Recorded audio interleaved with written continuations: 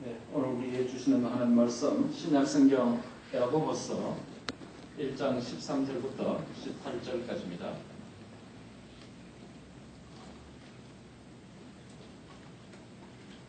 야고보서 1장 13절부터 18절까지 한 절씩 교독하겠습니다. 1장 13절 제가 먼저 읽겠습니다. 사람이 시험을 받을 때 내가 하나님께 시험을 받는다 하지 말지니 하나님은 악에게 시험을 받지도 아니하시고 친히 아무도 시험하지 아니하시느니라. 14절입니다. 오직 각 사람이 시험을 받는 것은 자기 욕심에 걸려 미혹되느니 욕심이 잉태한 적 죄를 낳고 죄가 장성한 적 사망을 낳느니라. 내 사람은 힘들어라 쏟지 마라. 온갖 좋은 은사와 온전한 선물이 다 위로부터 빛들의 아버지께로부터 내려오나니 그는 변함도 없으시고 회전하는 그림자도 없으시니라. 그가 그 종을 중에 그 정직하게 하시고 자기의 뜻을 따라 진리의 말씀으로 우리를 낳으셨느니라. 예, 지난 시간에 이어서 말씀을 지난 시간 12절까지 말씀드렸습니다. 에덴에서 인간 최초의 유혹은 하와의 눈에 먹음직스러운 것이었습니다. 그리고 보암직한 것이었습니다. 또한 지혜롭게 할 만큼 탐스러운 것이었습니다. 요한일서 2장 16절의 사도 요한의 표현을 빌리자면 육신의 정욕과 안목의 정욕과 이생의 자랑입니다. 육신을 통한 모든 욕망과 우리 눈으로 보고 싶은 욕망과 소유와 신분에 대한 성취들을 다른 사람에게 자랑하고 싶은 욕망은 모두가 유혹의 범주 안에 있는 인간의 욕심입니다. 이와 같이 무익한 것을 먹고 싶은 미각적인 것, 해로운 것을 보고 싶은 시각적인 것, 그리고 따르고 싶은, 듣고 싶은 청각적인 것, 소유하고 싶은 명예적 욕망과 다양한 매체를 통해 다가오는 유혹은 우리가 직면하게 됩니다.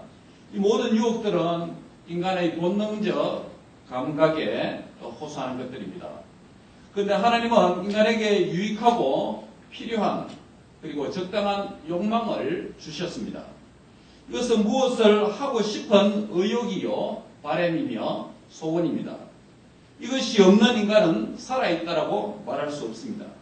식욕이 있기 때문에 음식을 먹고 즐길 수가 있는 것이죠.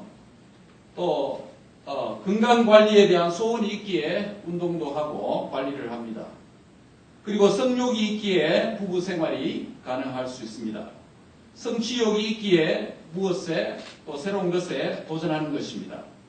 그러나 이 모든 욕구는 정당한 방법과 정당한 방식 안에서 이루어질 때 그것이 아름답고 또 귀한 것입니다. 이런 점에서 무엇을 하고 싶은 욕구, 욕심 그 자체는 죄가 아닙니다. 하나님께서 그렇게 만드셨고 그렇게 지음을 받은 인간은 에덴에서 하나님의 눈에 보시기에 심히 좋고 아름다운 존재였습니다. 그러나 정당한 방법과 방식을 벗어날 때 그것은 죄가 되는 것입니다.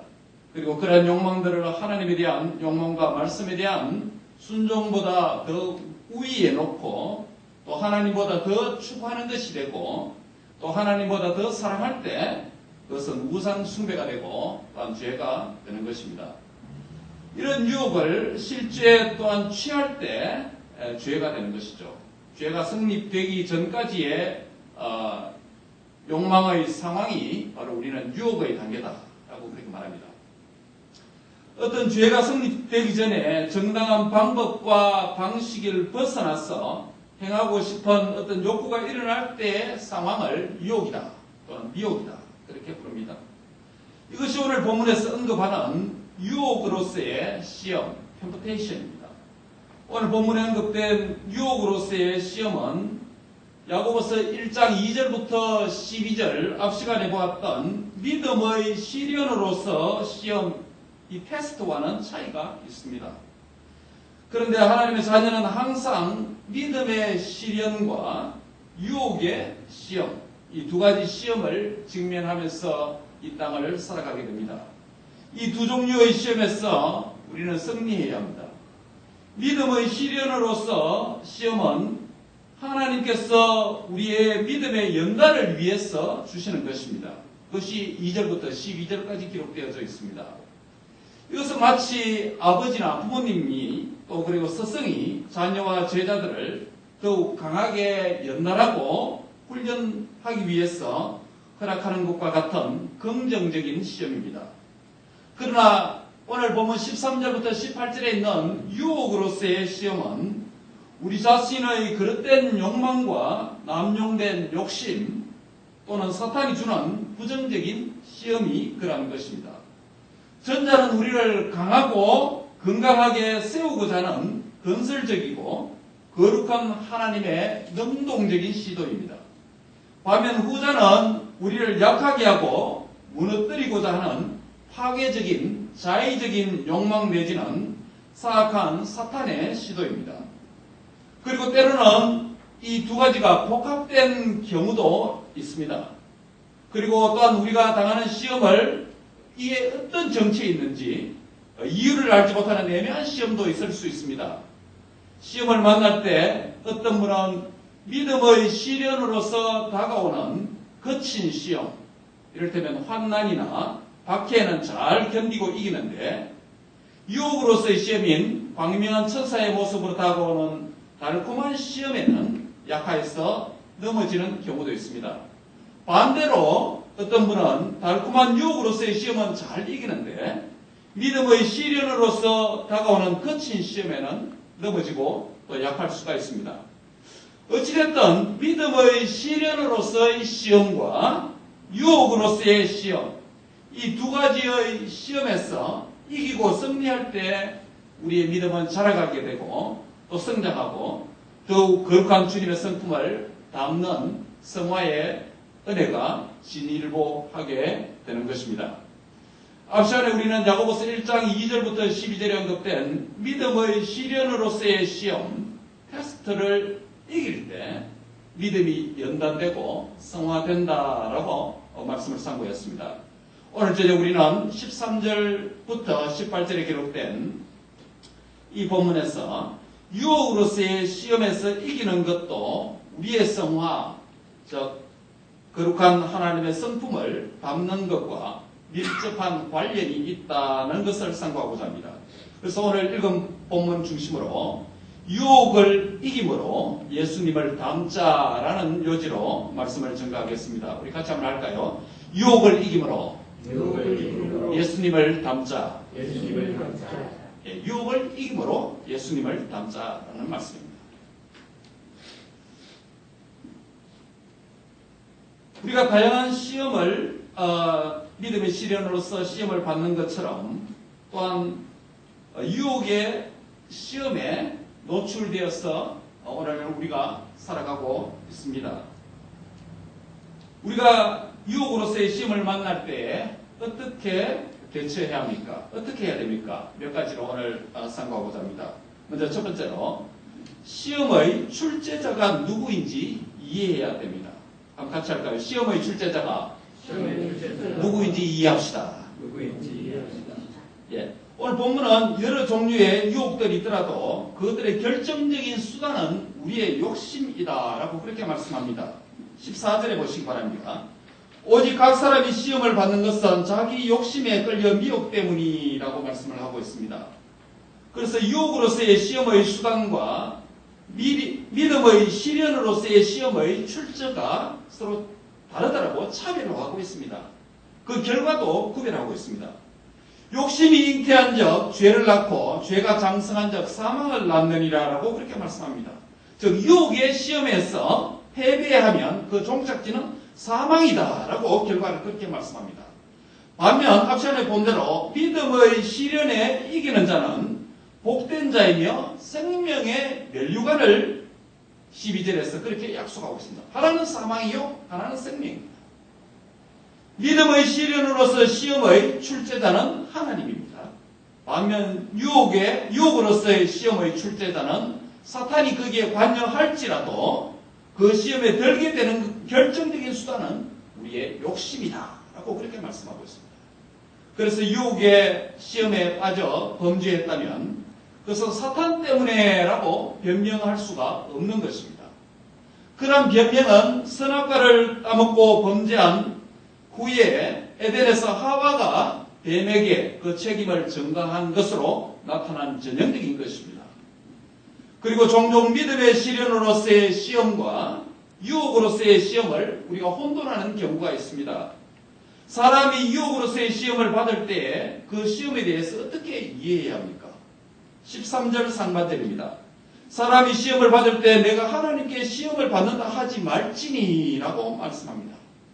하나님은 자신의 자녀들을 파괴하기 위해서 부정적인 시험으로서 유혹으로서 시험을 능동적으로 주는 분이 아닙니다. 주시지 않습니다. 다만 사탄으로 하여금 필요하다면 유혹하도록 소극적인 허용은 하십니다. 그 예를 우리는 욥에게서 잡아볼 수가 있습니다. 그러나 감당할 수 있을 만큼 제한된 시험만 하도록 하나님의 컨트롤 안에 있도록 하나님의 주권 안에서 허용하십니다. 이것은 우리를 향한 하나님의 사랑 때문입니다. 우리를 로봇으로 만들지 아니하시고 자유롭게 그것을 선택하도록 만드셨습니다. 그리고 사탄에게 일시적으로 허용하실 때에도 그 시험의 정도를 아주 제한적으로만 허용하십니다. 앞서 말씀드린 대로 욥의 경우를 보면 욥의 1차 시험에 보면 욥의 건강을 제외한 다른 모든 것을 칠 수 있도록 하나님은 사탄에게 허용을 했습니다. 그 다음에 욥이 승리하니까 두 번째는 욥의 생명 외에는 건강까지도 치도록 허용을 해 주었습니다. 두 분 다 하나님의 제한된 허용 안에서 사탄에게 시험을 허용하신 것입니다. 그러므로 다가오는 유혹으로서의 시험에 빠지게 되는 것은 자기 욕심이 결정적인 역할을 한다라고 오늘 본문이 말씀합니다. 이러한 유혹으로서의 시험은 하나님께서는 받지도 아니하시고 이러한 시험을 출제하지도 아니하신다라고 그렇게 13절에 말씀합니다.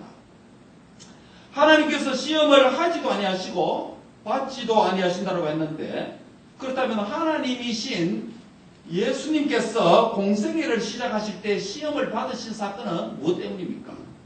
예수님이 하나님이 시험을 받지도 아니하신다고 했는데 그 경우 예수님은 사탄에게 시험을 받는데 왜 받으십니까? 말씀에 모순이 있습니까? 예수님께서는 공생애를 앞두시고 요단강에서 세례를 받으신 후에 광야에서 마귀에게 시험을 받으셨습니다. 그것도 아주 능동적으로 직접 가셔서 받으셨습니다. 마귀는 하나님이신 예수님을 세 가지로 시험했습니다. 첫째는 내가 만일 하나님의 아들이거든 이 돌덩이를 떡덩이 되게 해라. 그래서 먹게 하라. 라는 것입니다. 두 번째는 네가 만일 내게 절하면 모든 권위와 그 영광이 너에게 주리라. 라고 시험했습니다. 세 번째는 네가 만일 하나님의 아들이거든 여기서 뛰어내리라. 그래야면 하나님이 사자들을 명하사 너를 다치지도 않게 하고 네 발이 돌에 부딪히지 않게 지켜주실 것이다. 라고 세 가지로 유혹했습니다. 시험이죠. 예수님께서 받으신 이 시험은 우리가 저와 여러분이 받아야 할 시험을 대신 받으신 대속의 시험입니다. 차별된 시험입니다. 연약한 사람으로 오셔서 온갖 시험을 그분은 받으셨습니다. 시험을 받을 필요가 없는 분인데 저와 여러분을 대신해서 받으셨습니다. 결국 십자가의 죽음까지 담당하셨습니다. 우리를 위한 대속적인 시험과 고난과 죽으심입니다. 이러한 대속적 시험 외에는 하나님은 사탄에게 시험하도록 허용하지도 아니하셨고 직접 받지도 아니하십니다. 그게 오늘 본문의 말씀입니다. 반면 그리스도의 대속의 구원사역으로서 구원받은 저와 여러분은 아직 육체의 구속을 남겨놓은 상태이기 때문에 육체의 정욕과 시험에 노출되어서 살아갑니다. 이 상태는 여러 가지 시험을 통해서 연단되고 성화되어야 하는 단계입니다. 우리도 먹음직한 유혹과 육체의 정욕에 노출되어져 있습니다. 우리는 보암직한 유혹과 안목의 정욕에 노출되어 살아가고 있습니다. 그리고 우리는 지혜롭게 할 만큼 탐스러운 유혹과 이생의 자랑의 유혹에 노출되어서 살아갑니다. 이 모든 유혹의 시험에 미혹되는 것은 결국은 자기 욕심 때문이라고 밝히 오늘 본문이 증거하고 있습니다. 그래서 사탄 때문에라고 변명할 수가 없습니다. 미혹되어서 그 시험을 통해서 범죄하게 되면 오직 그 책임은 욕심을 부린 우리 자신의 죄이며 우리 자신이 회개해야 하는 것입니다.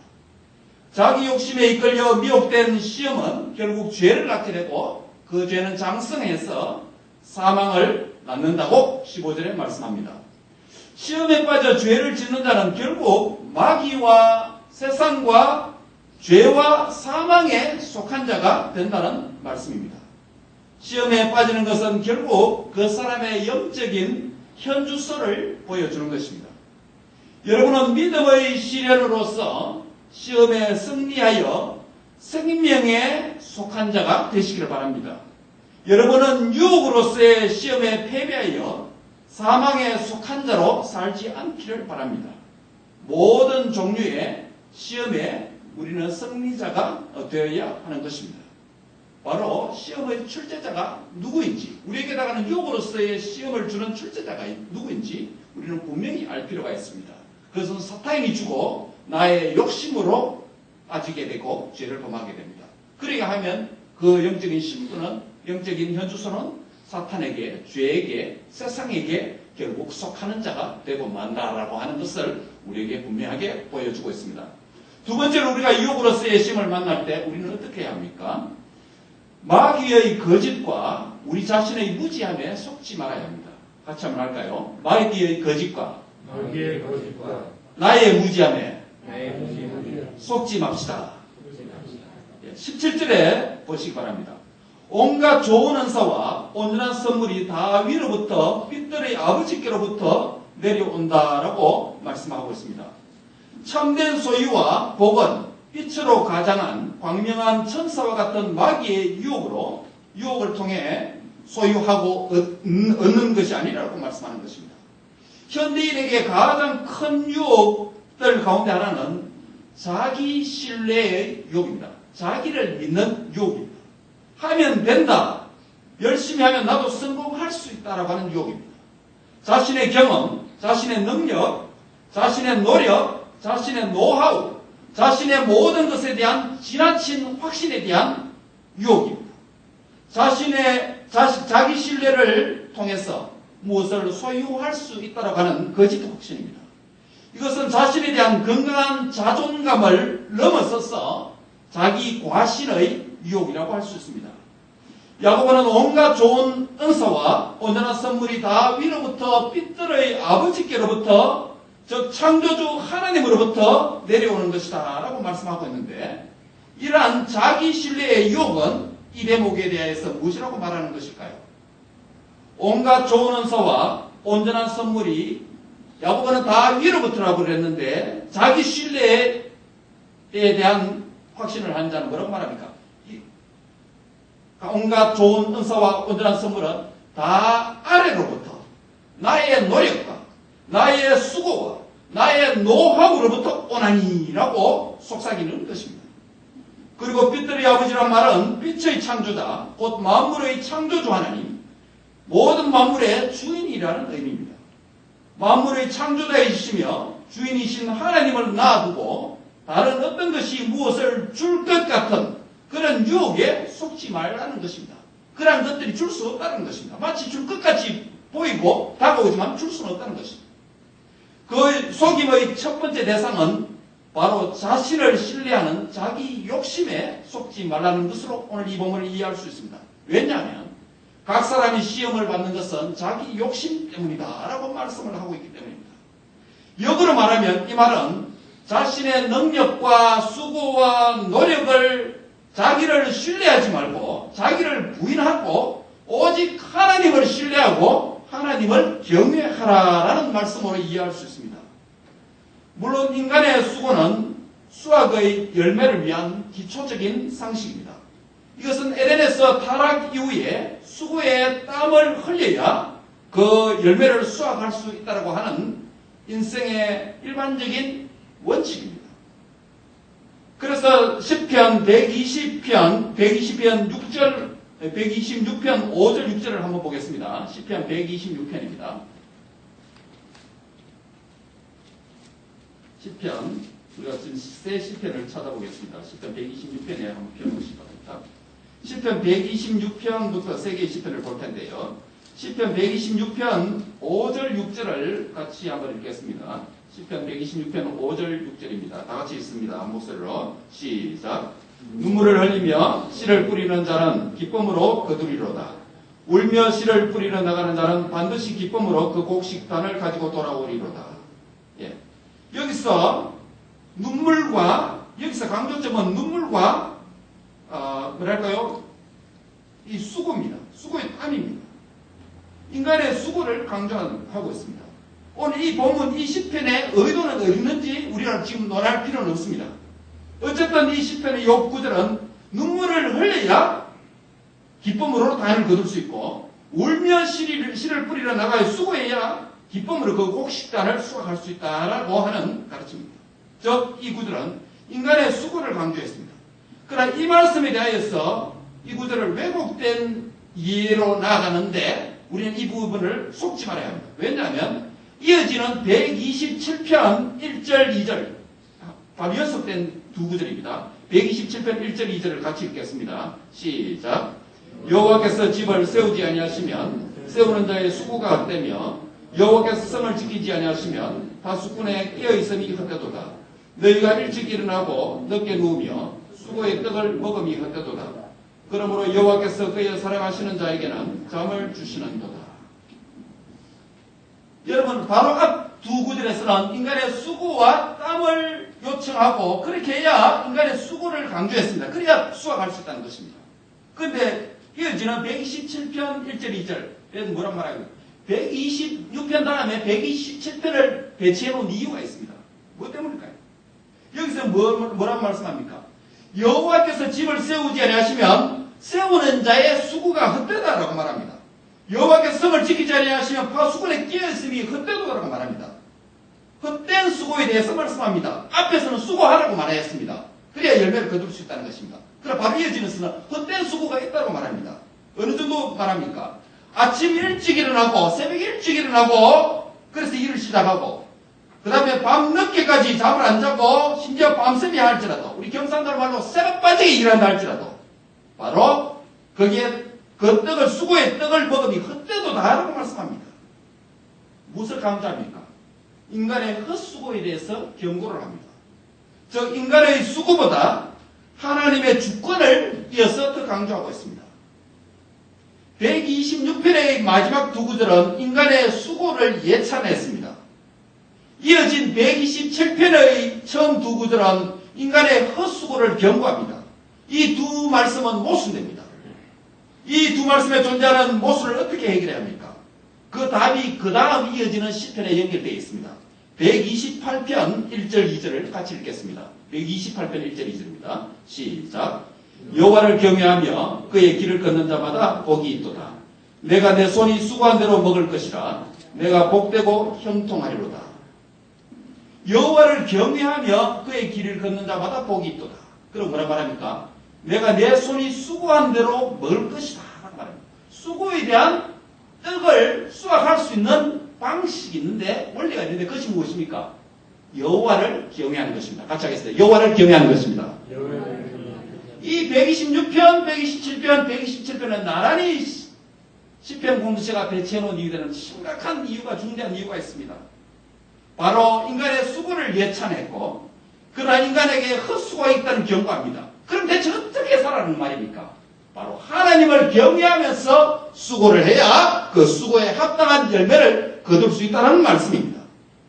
그러므로 우리는 자기 신뢰의 유혹에서 승리해야 합니다. 나의 능력과 땀과 수고이면 다 된다는 거짓에 그 속삭임에 속지 말아야 합니다. 무신론자들도 두 종류가 있습니다. 하나님을 아예 믿지 않는 세상 사람들은 무신론자입니다. 교회 안에 믿는 자들 가운데 무신론자들이 있을 수 있습니다.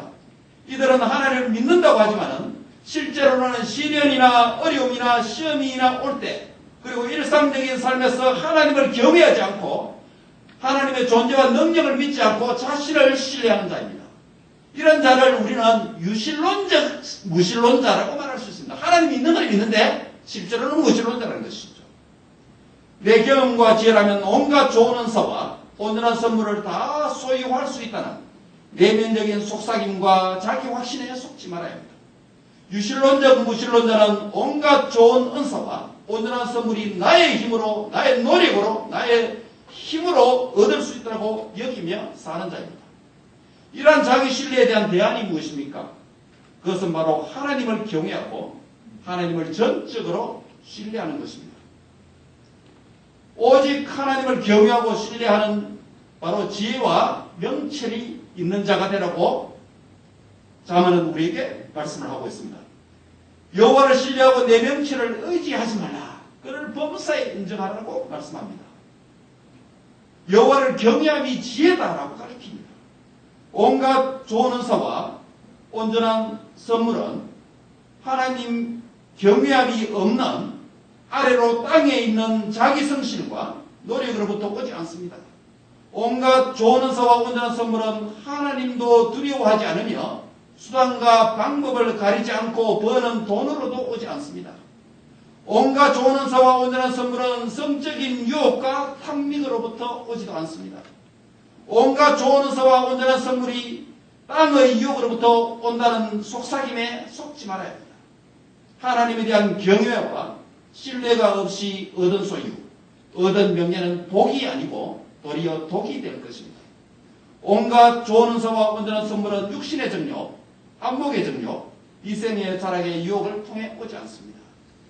그것에 속지 말아야 합니다. 그것은 하늘의 빛들의 아버지, 곧 창조주 하나님 아버지부터 온다라고 말씀하고 있습니다. 바로 그 하나님을 경외하고 신뢰하며 우리에게 맡겨진 주어진 일에 성실을 다할 때 바로 하나님께서 그 수고의 떡을, 그 수고의 열매를 거두게 될 것이라고 말씀을 하는 것입니다. 사랑하는 형제 자매 여러분, 오늘 우리는 바로 우리에게 믿음의 연단을 위한 믿음의 시련으로서의 시험을 당면하고 만나게 됩니다. 뿐만 아니라 유혹으로서의 시험을, 다양한 시험을 직면하게 됩니다. 바로 거기서 들게 되면 우리는 범죄하게 되고 결국 마귀에게, 사망에게 속한 자가 됩니다. 각양 좋은 은사와 온전한 선물은 다 위로부터, 빛들의 아버지께로부터 오기 때문에 그 하나님을 경외하고 그 하나님을 신뢰할 때에 바로 그것을 누리게 되고 살아가게 되는 것입니다. 사랑하는 형제 자매 여러분, 바로 오늘 이 말씀을 기억하고 우리가 유혹을 당할 때 어떻게 살아야 될지, 바로 자신에 대한 신뢰를 버리고 자신을 부인하고 오직 하나님을 경외하며 그분을 신뢰하며 우리의 맡겨진 일에 최선을 다함으로 하나님 주신 예비된 풍성한 복을 받아 누리는 저와 여러분 되시기를 주의 이름으로 축복합니다.